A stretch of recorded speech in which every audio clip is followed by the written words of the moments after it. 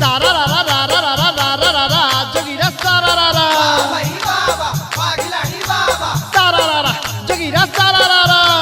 भाई बाबा पाग भैया बाबा अरे होली का दिन छिए हाथ मिला ले गे हाथ मिला ले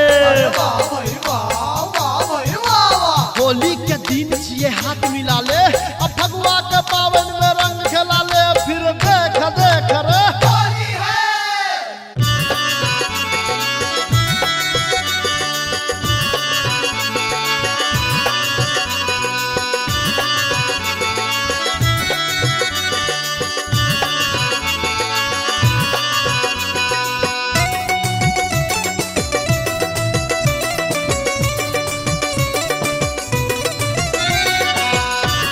अपने सुन रहल छी गंगा कैसेट के प्रस्तुति। होली खेलन जुनी जइहा हो लाल कियो रंग दो दता होली खेलन जुनी जइहा हो लाल कियो रंग दो देता रंग दो दता हो गुलाल दो दता हो अबीर दो दता रंग दो दता हो गुलाल दो दता हो अबीर दो दता होली खेलन जुनी जइहा हो लाल कियो रंग दो दता होली खेलन जुनी जइहा हो लाल कियो रंग दो देता होली खेलन जुनी जइहा हो लाल कियो रंग दो देता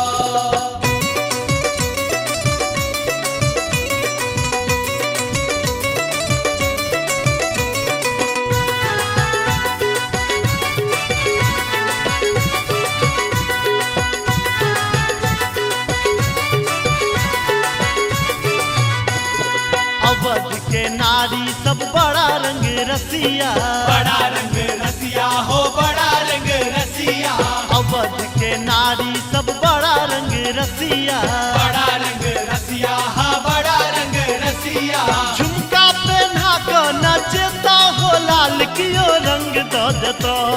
झुमका पहना कर नचता हो लाल कियो रंग दो देता होली खेलन जुनी जइहा हो लाल कियो रंग दो देता होली खेलन जुनी जइहा हो लाल कियो रंग दो देता होली खेलन जुनी जइहा हो लाल कियो रंग दो देता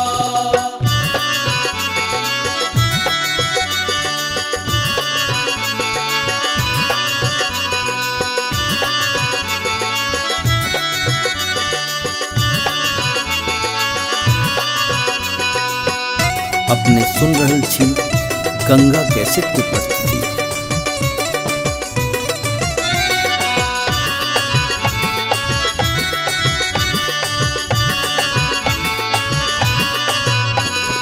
भोजपुर के नारी सब बड़ा रंग रसिया रसिया हो रसिया बड़ा रे रंग रसिया भोजपुर के नारी सब बड़ा रंग रसिया रसिया हो रसिया बड़ा रे रंग रसिया साड़ी पहना कर नचता हो लाल कियो रंग दो देता साड़ी पहना कर नचता हो लाल कियो रंग दो देता होली खेलन जुनी जइहा हो लाल कियो रंग दो देता होली खेलन जुनी जइहा हो लाल कियो रंग दो देता होली खेलन जुनी जइहा हो लाल कियो रंग दो देता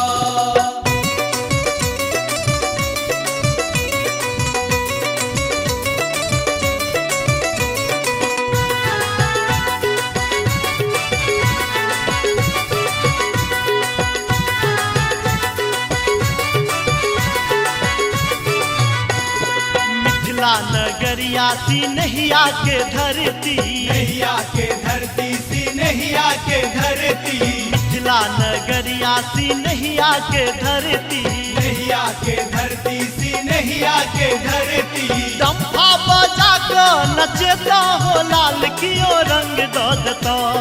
डंफा बजा कर नचता हो लाल कियो रंग दो देता होली खेलन जुनी जइहा हो लाल कियो रंग दो देता होली खेलन जुनी जइहा हो लाल कियो रंग दो देता होली खेलन जुनी जइहा हो लाल कियो रंग दो देता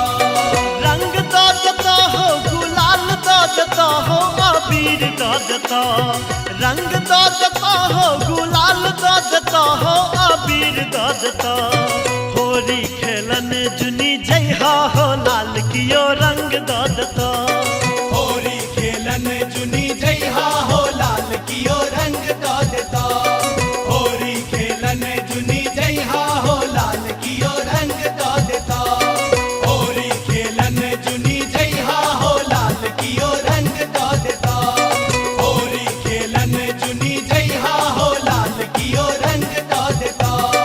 होरी खेलन जुनी जइहा हो, लाल कियो रंग दो देता। हमारे इस चैनल मिथिला जंक्शन को लाल बटन दबाकर सब्सक्राइब करें व घंटी के निशान का बटन दबाएं ताकि सभी नए वीडियो आप तक तुरंत पहुंचे, बिल्कुल मुफ्त।